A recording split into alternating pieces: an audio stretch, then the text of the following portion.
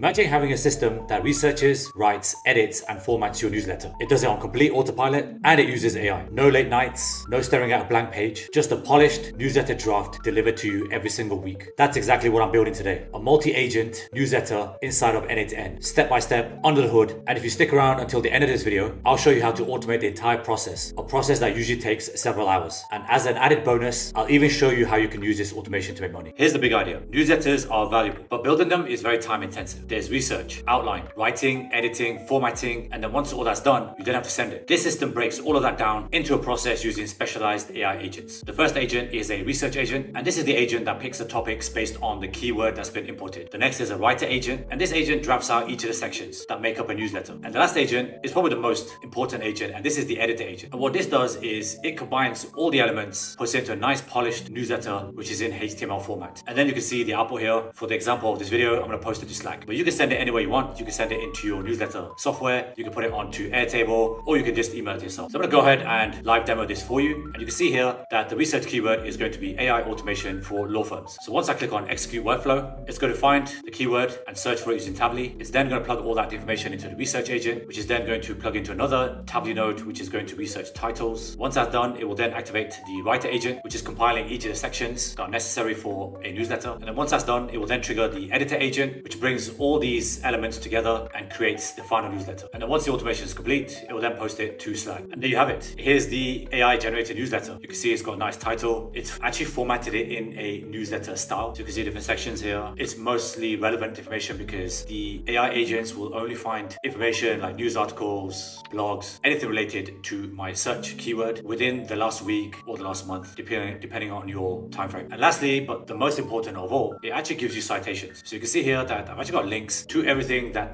this article is talking about, which is very important because language models do hallucinate. They do return sources of information that don't exist. And so with something like this, your readers can actually check the links and the citations for themselves. And this obviously adds more credibility if you're going to use this to sell a newsletter. Let me show you how you can build this automation for yourself. So you can see that the trigger here is going to be a schedule trigger. Now, generally, most newsletters only go out like once a week. So you can set this to Sunday night at midnight. And honestly, it doesn't take long. The example that I showed you took just under 2 minutes to generate that post or the article. The next node that you need is a Tably node. So head over to the nodes panel here, do a search for Tably, and you're going to see a Tably official verified node. And if you don't see this, just head over to the admin panel here and just make sure that your version or instance of N8N is running on the latest stable version. Once you have it upgraded, you can then install the Tably node, which I believe is a community node. So just follow the on-screen instructions. It's very straightforward. And then what you need to do is you need to set up some credentials for Tably. So click on where it says create a new credential, and you're going to need the API key. So sign up to tably.com. They give you 1,000 credits per month, which is more than enough for you to do all of this. And where it says API keys, just grab this, copy this, head back over to API key and paste it here. The base URL stays the same. Once you save it and it's successful, you'll see a green box. And so the resource that we want is search, the operation is query. And for this, I've done AI automation for law firms. And the reason is because I've worked with a lot of law firms to help them automate their processes. And it's a very lucrative business. And for the options, I've added the topic of news, but there is also general and finance. Once you see the execution of this node, go into the output here, and you're going to see a bunch of content that's relevant and related to your keyword. The first AI agent is the research agent. And for the prompt, we're going to use this prompt here. And essentially all this does is, if you look at the output from the previous node, you can see that the results is actually an object within a table. So you can see the first result is 0, so that's row 1. The second one is 1, which is row 2, and so on. And this is what we call an array. So what I'm doing here is I'm piecing it all together, all the results, so that the research agent can take these titles and plan it out. And as with any AI agent, the system prompt is the most important. So the prompt is, you are the research agent. Your only job is to take 3 articles from the past week and turn them into a single engaging newsletter concept. So it's not actually creating anything just yet. It's just like an overview, like concept that it's going to develop. And so I've given it some tasks. I've given it some rules based on what I've seen other people do in their newsletters. So this isn't hard and fast. It's not set in stone. You can actually amend any of this based on your newsletter format. The output is important because I want valid JSON in this format. So I want a headline, I want sections, and these are the conditions for both of these variables. And because I'm asking AI to create some variables, I'm going to need to turn on the specific output format. So make sure that's toggled on. And then when it runs, you'll see an output like this. So it's taken the research from the Tably node and it's given us a concept with 3 sections with a headline. And for the research agent, I'm using 2.5 Flash from Gemini because the Gemini API is currently free and Flash is super fast at doing this task. The next node you're going to need is a structured output parser. And all this is doing is this is creating the variables, but more importantly, is parsing them. And all that means is that before the AI agent ran, the actual research